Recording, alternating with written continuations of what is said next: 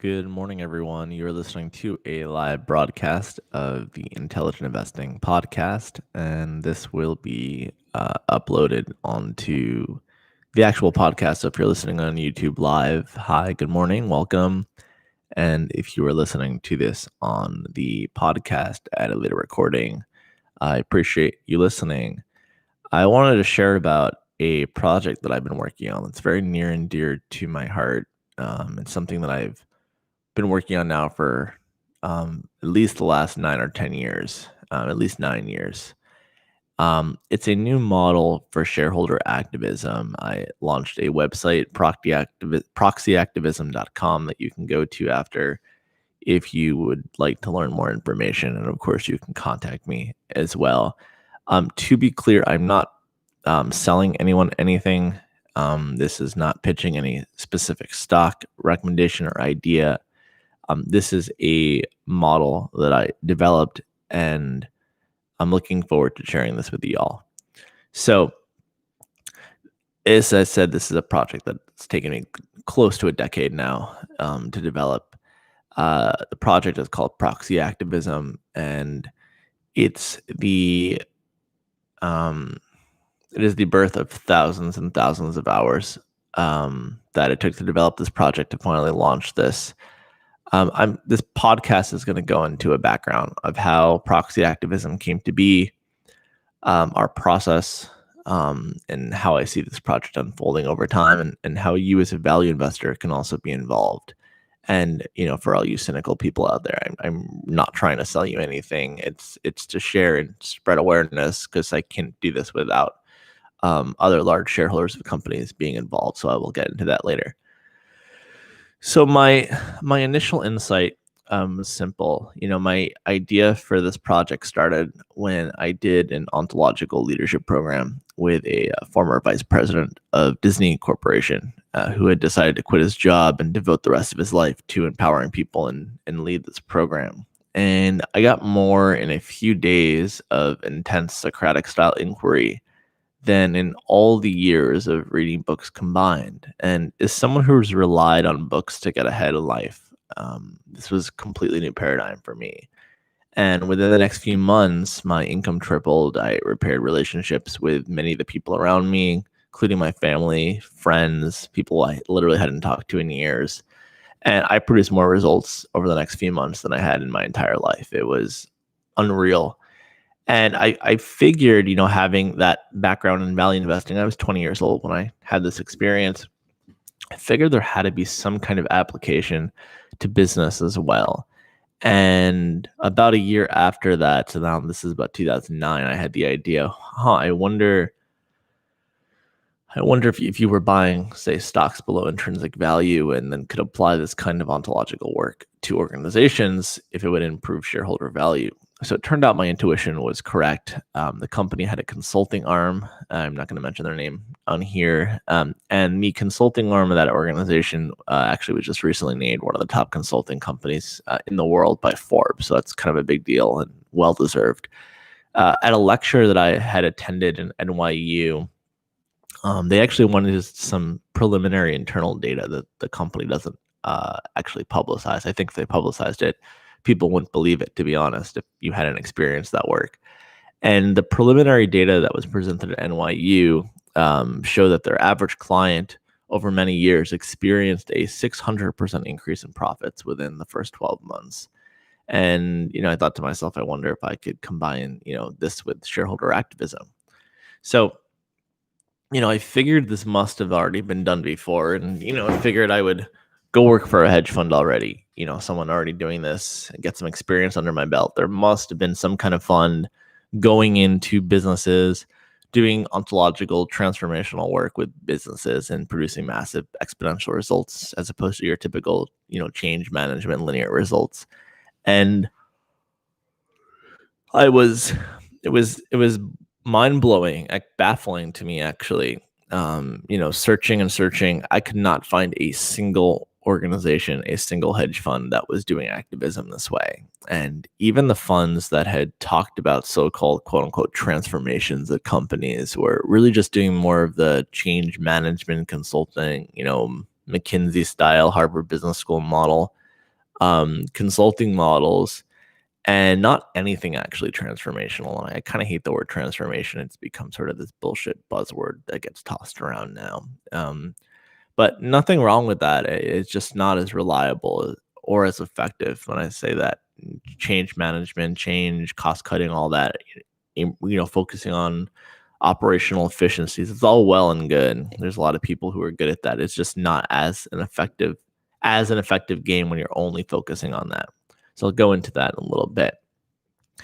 But I was very frustrated that I couldn't find one organization playing this game called Transform Companies. And I knew I was missing something. How could it be that this kind of methodology produces massive results in a significantly more reliable manner and quicker amount of time typically than your traditional activist, right? There's billions of dollars being left on the table by guys like Carl Icahn and 3G. Why aren't they doing it? Why is Bill Ackman not doing this? These are smart people. These are not dumb people. Why aren't they doing this? It kept me up at night. There was nights I was not sleeping where I couldn't understand what was going on.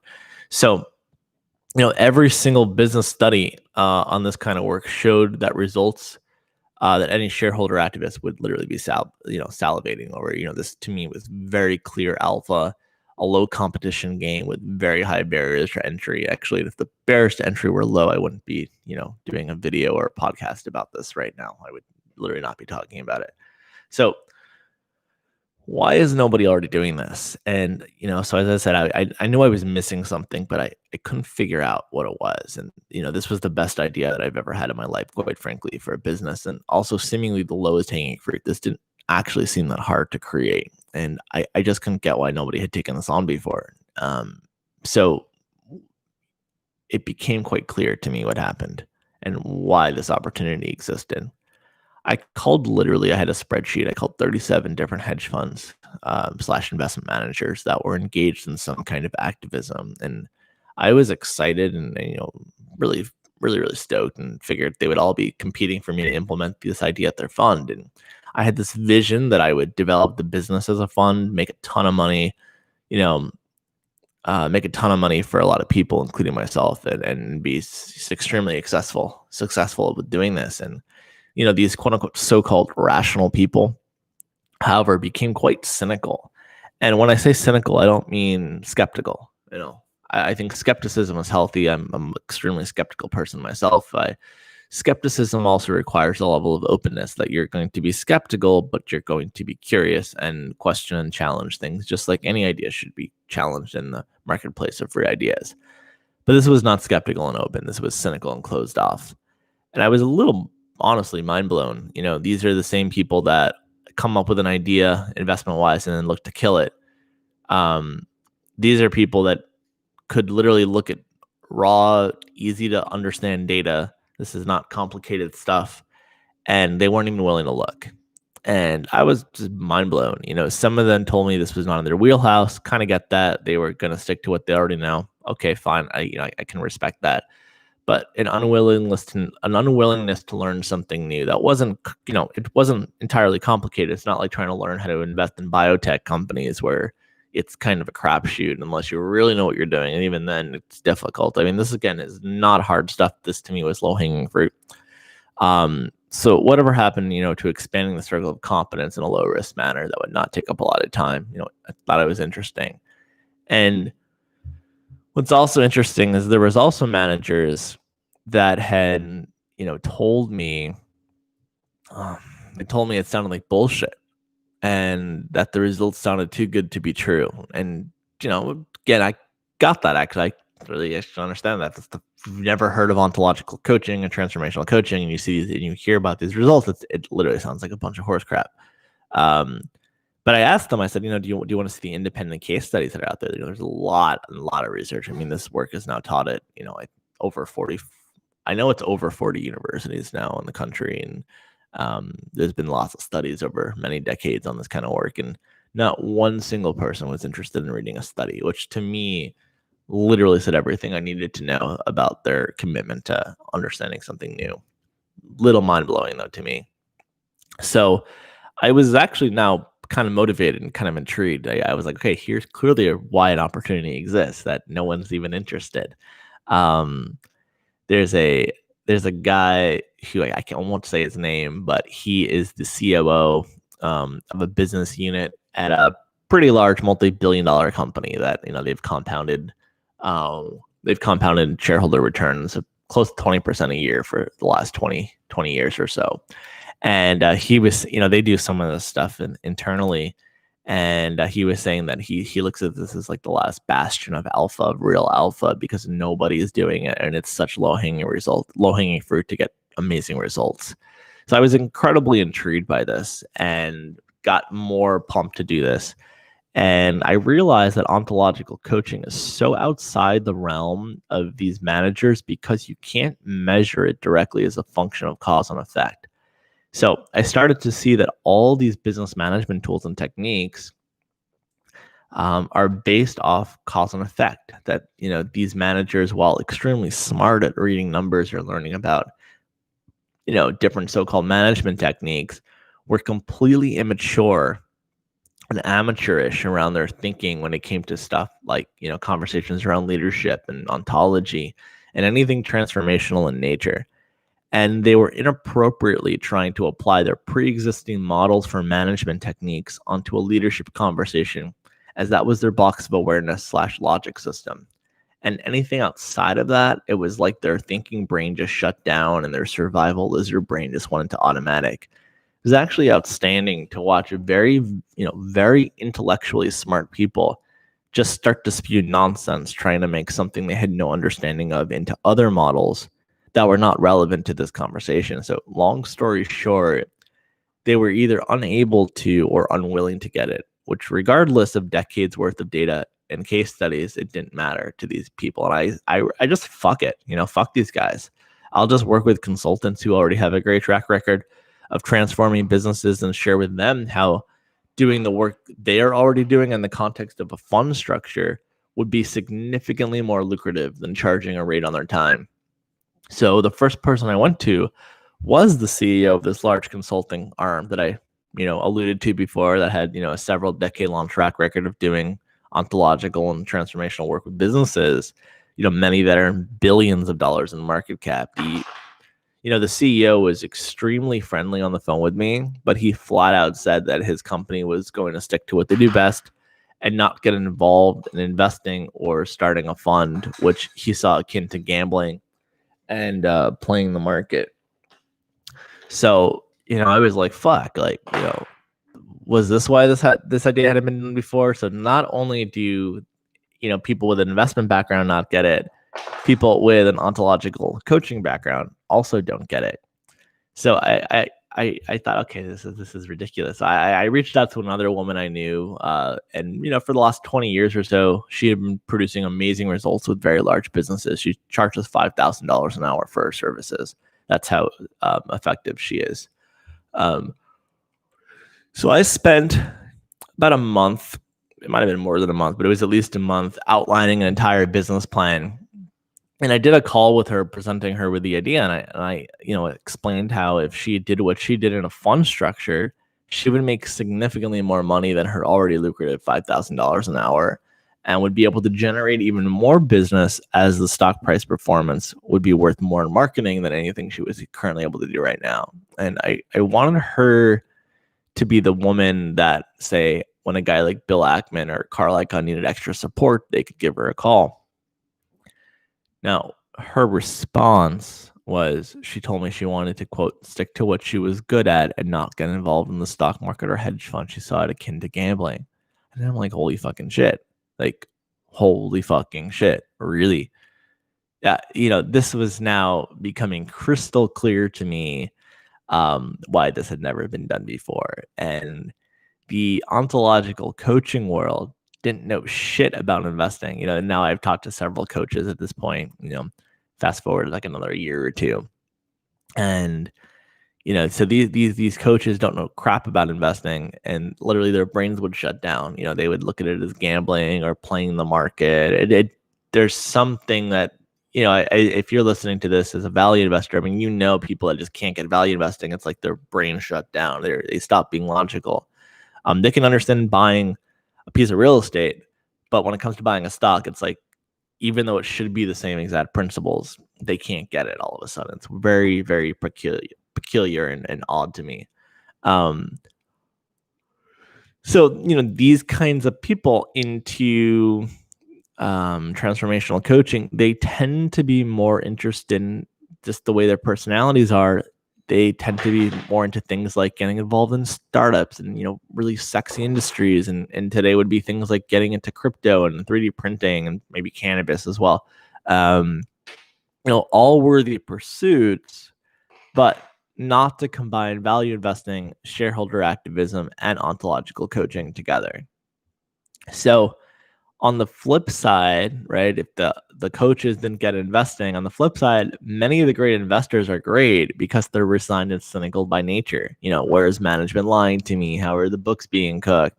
Even you listening to this podcast right now or watching it on YouTube, you might be, thinking, your automatic little inner voice might be saying something like, well, when is this guy going to try to sell me something or bullshit me something? There's going to be some sort of cynicism around what I'm saying potentially. And the cynicism is great, for investing and looking at raw data. However, it's horrific for, things like relationships and partnering with others and leadership conversations, creativity, innovating, all of that. They see little or no possibility. Great for investing in a timber company, a huge discount to their land. Not so great for transforming a company that doesn't involve some cookie cutter management tool that can, neatly fit inside a spreadsheet. Now at this point, I felt completely defeated. It had been several years. I've talked to, God knows, probably close to 100 people, and the same thing. The investment side doesn't understand the ontological coaching side. The ontological coaching side doesn't understand the investing side. And the problem that I had was I needed a lot of capital to get this off the ground, yet no fund with the capital to do this would even listen to me or even attempt to get it. And I also needed an ontological coaching skill set to do this. And, I can't just go online and spend a few weeks and get a certificate. You can get some bullshit life coaching certificate, but that's not going to produce these results.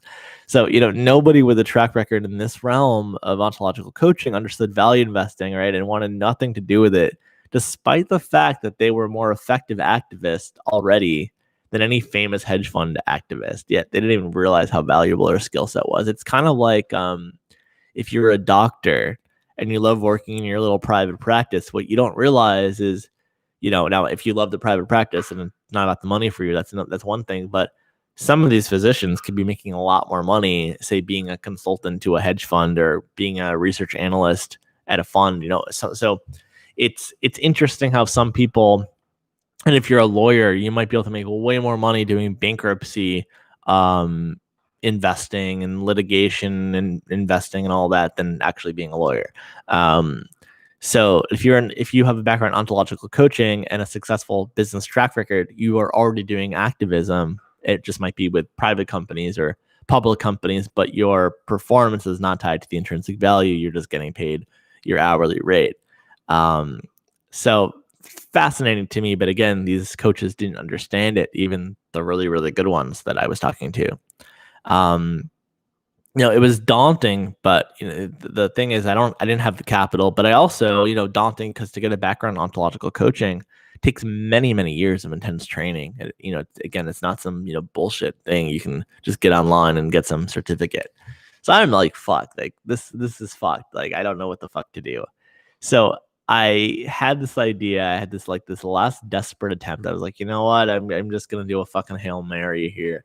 And, I posted a message on Facebook, and I don't remember exactly what it said, but I'm paraphrasing, and it said something like, quote, "I'm working on a huge project where there's a lot of money involved for the success of this. I need someone who has a background in ontological/transformational coaching, has worked with many businesses over at least a decade, and has a successful track record of doing it." And that's what I wrote. I had no idea if anyone would respond. But I figured, my insight was I'm connected with so many people on Facebook who are part of this industry that somebody, at least that I'm friends with already, is doing this, or knows, more likely knows someone who's already doing this that I could connect with. All I needed was just one person to get this. So I figured if I found, one successful consulting firm or coach to get this, then I could either get their former clients to invest in a fund we start, or introduce their former clients to some of these cynical hedge fund managers and get them to see this wasn't some, bullshit, motivational garbage horseshit fucking thing I was trying to sell them. And it's kind of funny because I wouldn't even make money unless there was actually success the way the project would be structured. But again, that's their preconceived belief systems overriding any kind of logical and rational thinking. So within literally under 24 hours, messages started coming into my Facebook inbox. And eventually, fast forward to, a year, another maybe 2 years or so. So again, I'm skipping a lot of things. I could obviously get into every little detail, but this would be an 8-hour podcast.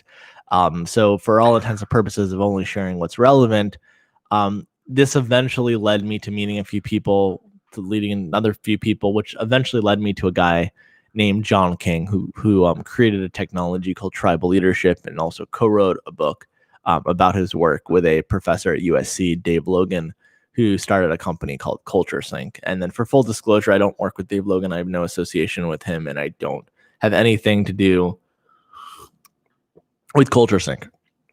Now, when I met John, I instantly loved him. I think our first conversation, we talked for like 3 hours on the phone. He reminded me a lot of Charlie Munger. He has this intellectual thirst, his independent way of thinking, his nonstop learning, reading, studying. I mean, I would call him and he'd be studying something, and the guy's in his 70s. Like Munger, the man's a genius. He would tell you he's not, but he is. And he's also a polymath who has the capacity to take principles from one field and synthesize them with another field and come up with completely new insights for looking at the world. And, when I shared with John how much he reminded me of Charlie Munger, he told me he was a huge fan of Charlie and also a lover of mental models. And, this was my kind of guy, right? So over the next 5 years, he spent countless hours training me to be able to deliver his tribal leadership work. And I ended up loving it too, but I only learned how to use this because I was interested in applying this to shareholder activism. And I was like, well, if someone isn't going to work with me, fuck it, I'll get the skill set myself, even if it takes me 5, 6, 7, 8 years. So finally, here I found a form of ontological coaching. I could build the skill set to deliver. I could find people around me who would also deliver this work. Which now I have a pretty deep bench of people that I can, get onto boards, which I'll go into in a little bit. All I needed now was a fund manager to supply some capital. So I asked John, and I asked him if he would let me speak to some of his former clients to start getting testimonials together that I could share as a resource for fund managers to speak to. And, being John, he said he'd be happy to do that as long as he got consent from the clients first. All of his former clients, he asked, were happy to give him consent. And I ended up speaking to, to people such as the founder and CEO of First Service Solutions, Zane Hambley, who's actually been on the podcast, Glenn Esnard, who's the, he literally developed the private client group at CB Richard Ellis and was also the former head of Colliers International for all of North America. I also ended up meeting through John, the guy who created the culture and foundational work at Lululemon when it was just like 4 people, and he now coaches VPs at Google, LinkedIn, and PayPal. I also have interviewed him before on the show as well. Long story short, though, I mean, each person I spoke to was fascinating and knew I wanted to, work with them on this project in some capacity. And they all got what I was attempting to do. And I think a big part of that is they've experienced this work and they had a business background. So it kind of makes sense. So my big break came a few years ago. It was maybe 2017, 2018. It was when I was in Omaha, Nebraska at the Berkshire Hathaway meeting. And I don't remember the exact date. I've been to about 14 and 15 of these in a row. So I mean, every year since 06, obviously not this past year with Corona, but every year since 06, I've gone to Omaha. So they all kind of, for anyone who's listening, who's been, that you kind of know, they all kind of sort of mold together over time, and you don't remember exactly which year is which. There's an annual party that I go to every year, and it's hosted by Whitney Tilson and Chuck Gilman. And I had been going to this event every year since I was 18, gotten to know both of them quite well. And, Chuck has an outstanding record as a shareholder activist. He has a very interesting model. He runs a family office, and he only invests in microcap situations where he can do activism. And, the benefit of that is it's easier to change a microcap company if you can get in and replace the board. There's also not a lot of competition, right? So just like myself, Chuck doesn't like doing things with competition, and he focuses solely on that. I don't know how many. He runs a family office. He might be the only family office that just does that. If he's not the only, it's maybe under 5. So I shared with Chuck that I had a team of people that I've partnered with who had a background in turning around companies, focusing on organizational culture. And there was this, I shared with him that there was this 10-year longitudinal study, which showed an average increase of 300 to 500% in profits within 24 months of organizations doing this work. And Chuck was intrigued. What I really respected and admired about him, and do respect and admire about him, is the intellectual humility. He had no idea how this stuff worked, had no background in ontological coaching, completely outside of his circle of competence, yet totally willing to listen for as many hours as it took to at least understand the process, how it worked, and get a good handle on what we wanted to do. He immediately saw the opportunity where others didn't. I introduced him to John on the phone, and he was immediately impressed by some of the former examples of organizations that he had worked with, such as the private client group of CB Richard Ellis, which seemed to defy industry tailwinds during an extremely difficult time for the commercial real estate industry. And then you look at examples, say Zappos. Tony Hsieh is a big lover of tribal leadership. That's not private information. He talks about it publicly in his book Delivering Happiness, and gives copies to his employees. So fast forward to today, and I have a pretty deep bench of trained tribal leaders with long track records of executive experience, turning around companies that are ready to get on board, when duty calls, so to speak. So I'm going to go just share with you down the process now that I've shared the background. So this is what our process looks like going forward. The first step is simply identifying microcap targets. So for full disclosure, I have partnered with Chuck on this project now. So the process I'm going to talk about is specifically with Chuck. It doesn't mean that there's other people I can't work with. Chuck literally has no problem with me working with other people, and Chuck's just the only one that has really taken the time to get this. And I'm really only interested in people working with people who put the time into partnering with me. So, if for all intents and purposes, my project with Chuck, right, is only on focusing with microcap targets. This work could work with larger companies too, but it's a lot easier and takes a shorter amount of time when you're working with small microcap companies. So at least for the first few deals that I plan on doing, it's going to most likely end up being with Chuck, and most likely being with very tiny companies. So my first step is just simply identifying companies that we could bring tribal leadership into the organization. And this is extremely difficult. It's actually the hardest part. The criteria that we use is very strict. So the market cap of the company must be under $400 million, ideally below $200 million. And on top of that, management must own under 10% of the stock. That is a non-negotiable. If they own 45% of the stock, you're just not going to win a proxy battle.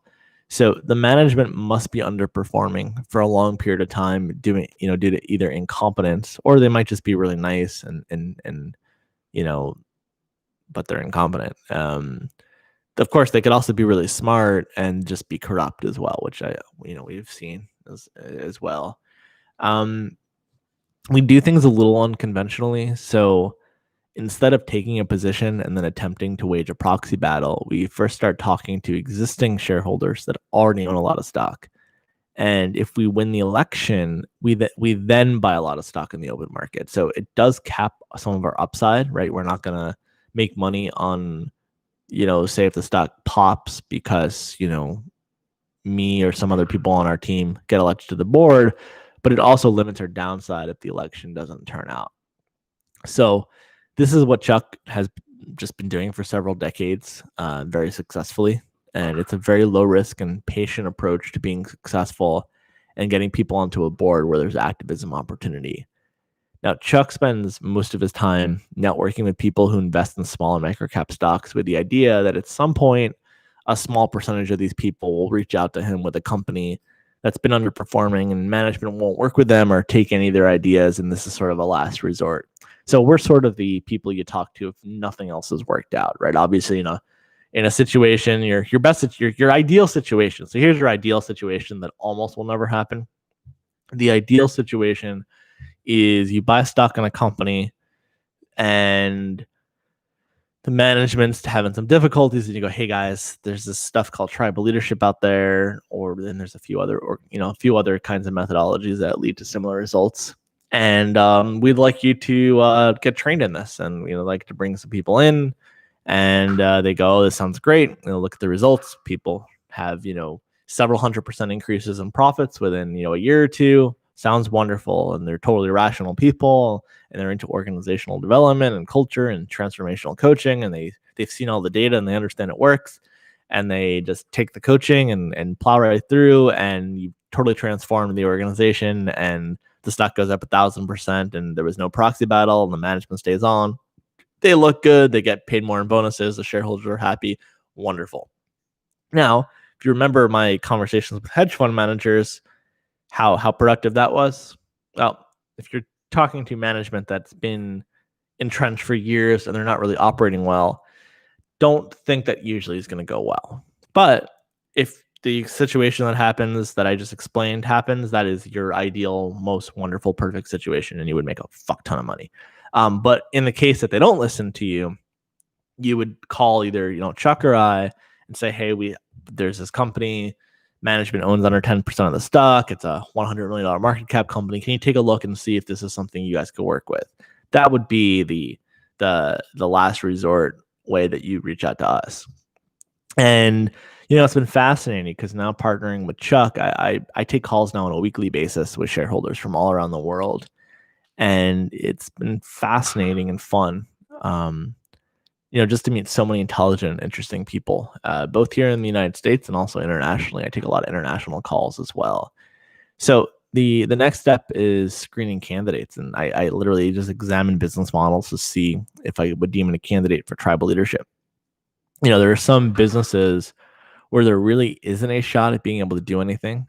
However, what looks like a strategic issue or mismanagement issue, almost every single time. I mean, unless there's just a really shitty product with no business model and it's terrible, which I have seen that before.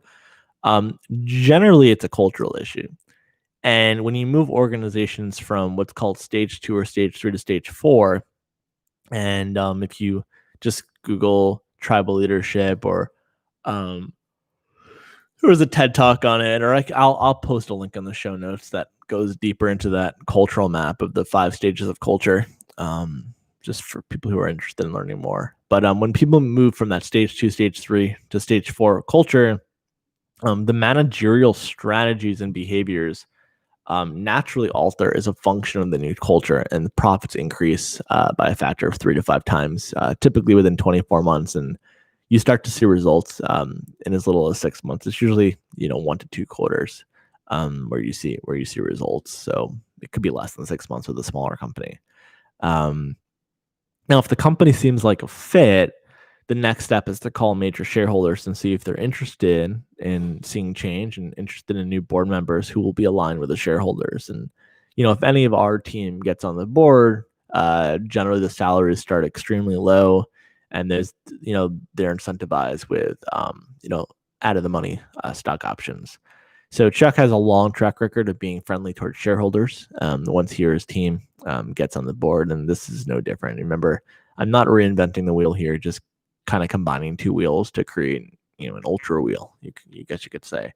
So the next step is we pay all the legal expenses of the proxy battle, and we will do it knowing we already have the support of large shareholders. So if we know they will, vote for our slate, or we have a pretty good idea that, we'll probably win the election, we'll spend the money to make it happen. We're not going to run a proxy contest unless we're pretty damn sure we're going to win.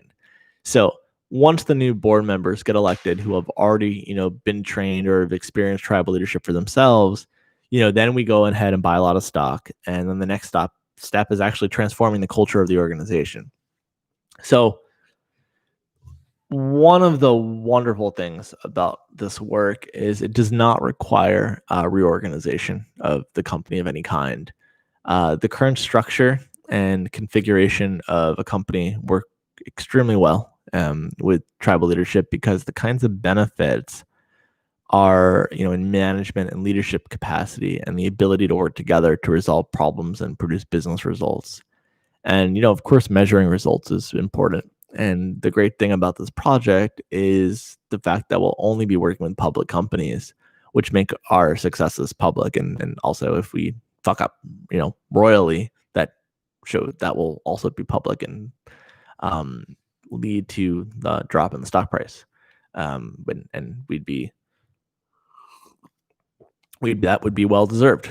So the first 1 to 2 situations I'm going to assert probably going to be the hardest. However, as this is proven in public markets versus say ontological coaching being proven outside of a fund structure for 40 years, and I know it really shouldn't matter, but it does to most people, and so I'm just kind of rolling with that. My goal is to get to the point where people start calling us to help them, and this process just becomes easier for us. There's some horseshit conversation out there that, these are quote unquote soft skills, which is far from the truth. The soft stuff is the hard stuff, like really. And measuring is easy. You measure before you start a project, you measure after you finish a project. When you go to stage 3 to stage 4, results generally go from 3 to 5 times in measurable results, including the bottom line. So there's a variety of different metrics that we utilize as we go through the process, and different metrics are appropriate for different circumstances and cultural stages. I'm going to post I'm just going to post the TED Talk of a rundown of the different cultural stages from the tribal leadership talk that Dave Logan did. So the other thing that is crucial to our process is there's a velocity in results. So it doesn't take long to implement a new culture. And actually, the initial training we do, you could almost say it's the onboarding process. It takes about 2 days. It's very, very intense. They're very long days. I'm not gonna lie. I mean, it's not magic. You're doing real work and some pretty fucking deep inquiry. But many people report it as the most valuable and life-altering experience they've ever had. And that's not hyperbolic. After the 2-day program, there's usually half-day follow-ups about every 6 weeks at the beginning until it becomes self-sustainable. So you kind of have to spin those plates at the beginning, and it really just speeds up the pace that this gets embedded into every facet of the organization. So generally, realistically, it takes about 18 to 24 months to elevate a culture from stage 2 to stage 3 to stage 4. But the results do show up within 1 to 2 quarters. One of the concerns that I've heard from shareholders that I've been now speaking to for the last few months is how do you get some 75-year-old CEO or well, I guess it wouldn't be the CEO per se, but it could be. But even a manager, right? A manager of some division who's been there for 20 years. They're 65, very successful. Why the hell would they listen to some consultant, or some coach or some new kind of methodology? What they've doing has been working for them pretty well. So this concern of, how do you get quote unquote employee buy-in? And that word quite frankly is some horseshit garbage that has been taken from your traditional consultant / flavor of the month who has some strategy or point of view they try to force onto every employee. And employees will just roll their eyes, and they'll pretend to go along with with the program because they need to play nice with the boss. They don't want to get fired. But this is the reason why most consultants are a total waste of money. Motivational speakers are even worse.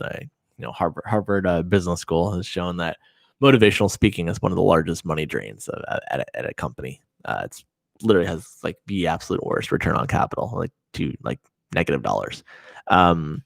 With tribal leadership, there's negative percentage. It's not negative dollars because you're spending money on a motivational speaker, but there's zero results that come from that. So with tribal leadership, there's no buy-in. Actually, what you could say with ontological coaching in general, there's no buy-in. If there's buy-in, what they're doing is not ontological coaching. They're just doing some kind of technique with people, which is fine. It's not going to be as effective, especially if you need buy-in. So the first step in implementation, buy-in, except not really. But see, it's funny. On the surface, it's going to look like the employees bought in. So they're going to say, "Oh, how did you get all the buy-in?" But it's not buy-in. We first do a diagnostic, and it just tells us where we are culturally and the prevailing issues or predicaments that are just not getting resolved. So this is what you call culture mapping. We then look to discover what there already is alignment to create new overall strategies using a tool called the strategy model. Then we drill down and do the work until each and every single person has their own map and their own self-designed strategy. And success depends on the degree to which people follow the strategies that they created themselves. And normally the people in the C-suite, this is what typically happens, right? Is the people in the C-suite then hand a strategy to the employees that were created by the consultants and then demand buy-in. They might do it politely, but it's a demand.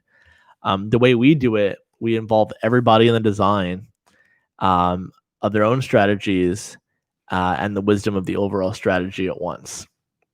So the other thing is there's no use of force. Something we also get asked a lot is, if we aren't forcing this upon anyone, why would someone, right, who's already successful want to partake in something like this? So as I alluded to before, it's a valid question and a key issue. So those at stage 3, quote, haven't made and are in control of those at stage 2.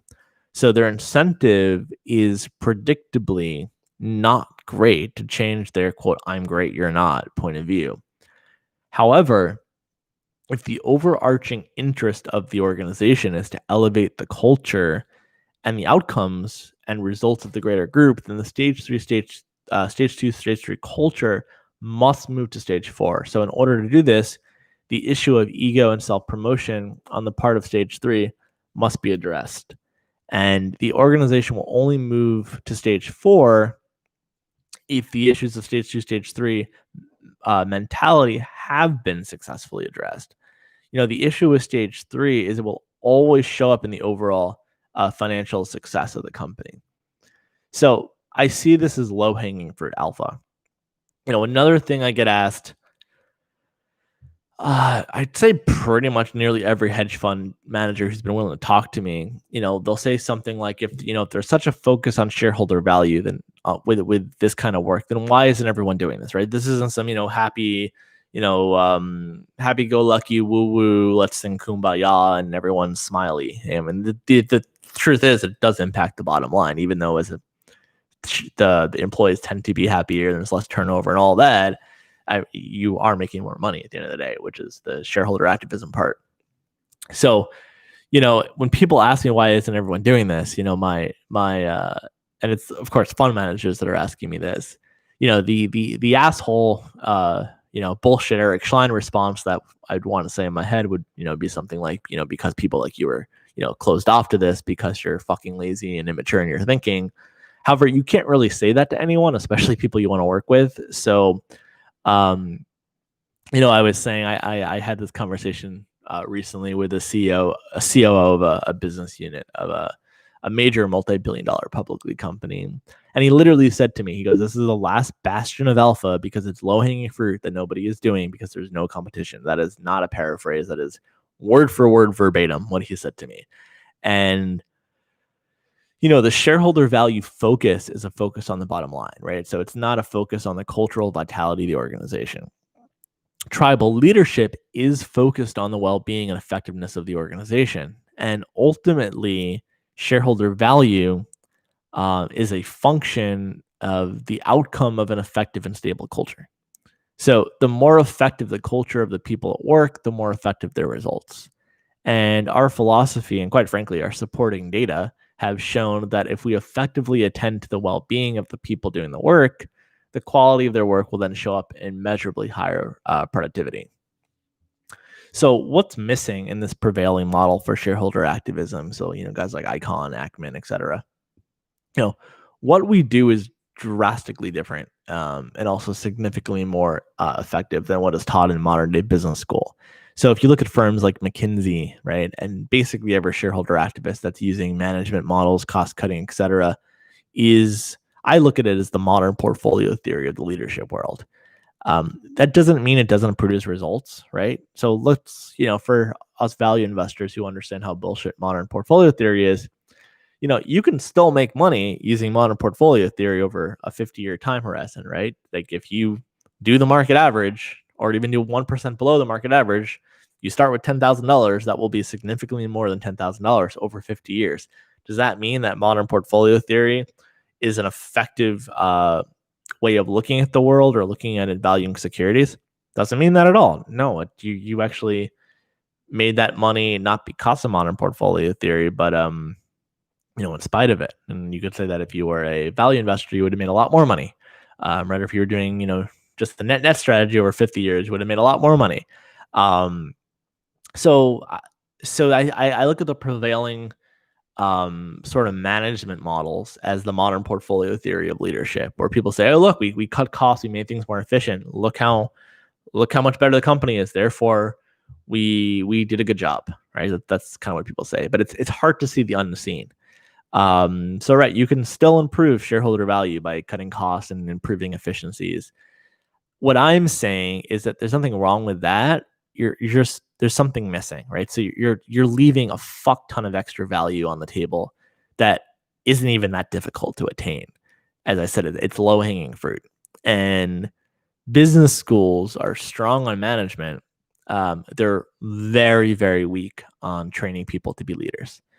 Management is based on control, domination, survival, and ultimately fear. Most management is a carrot and stick kind of game.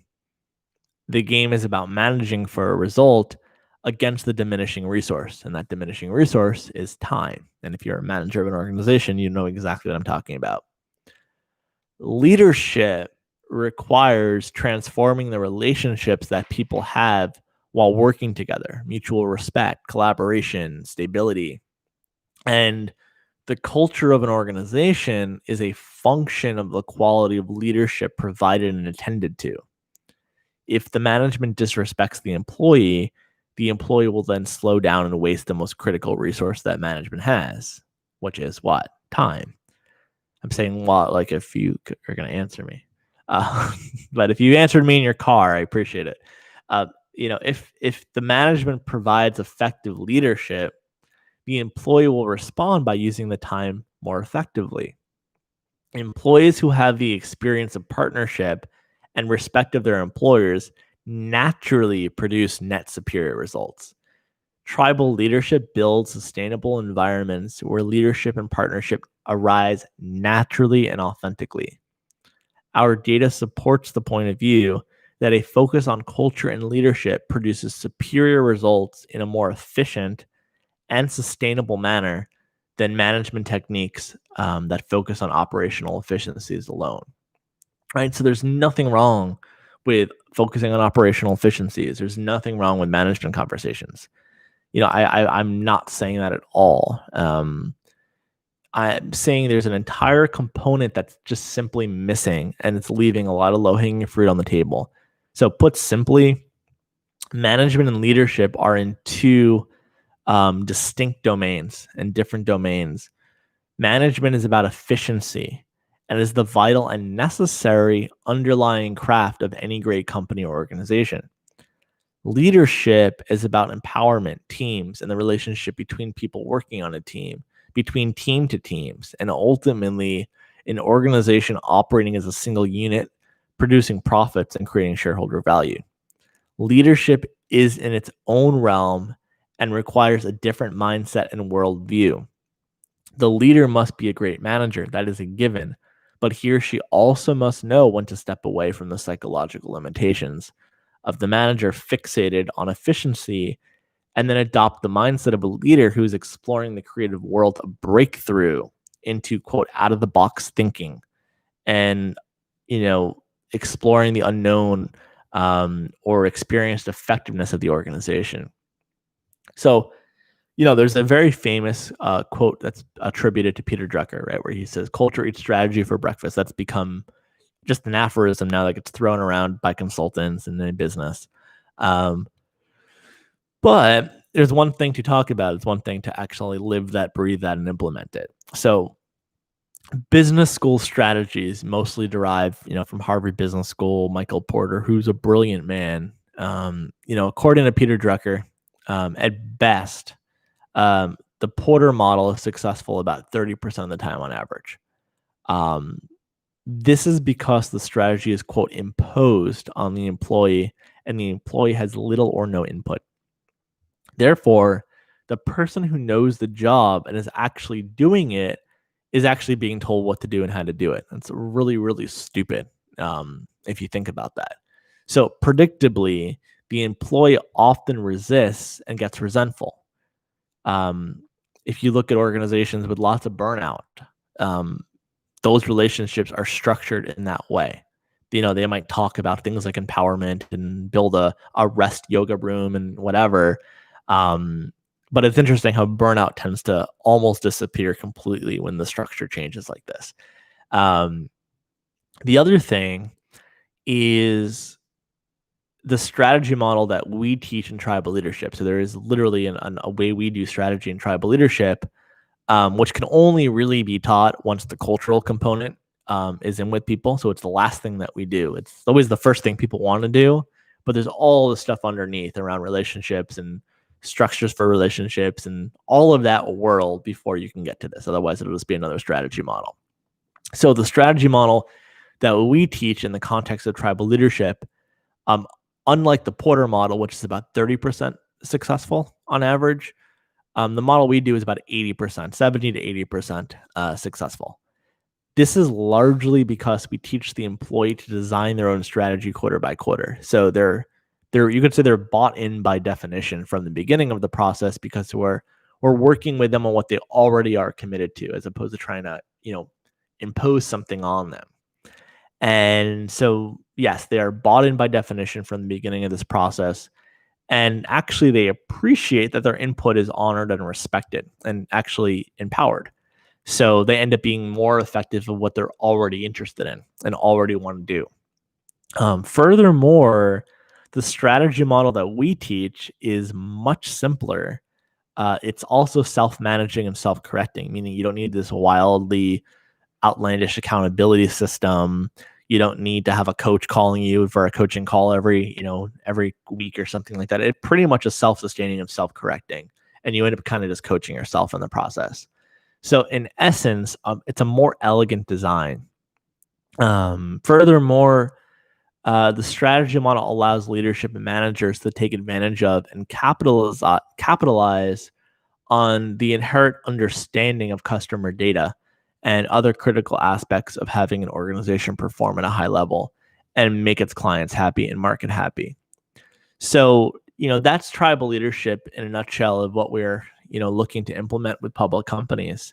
And if you are an investor in small and micro cap companies, if you know others that are, or if you're currently a larger shareholder of a company where the management has been underperforming, they don't meet that 10% threshold, and you think that it actually is a legitimate, product or service, and there's just something really broken, even if it, you probably won't say, oh, it's a cultural issue. It'll look like a strategic issue. But if you say, hey, look, there's a strategic issue, there's some real managerial, inefficiencies, management's corrupt, they're incompetent, whatever, like that.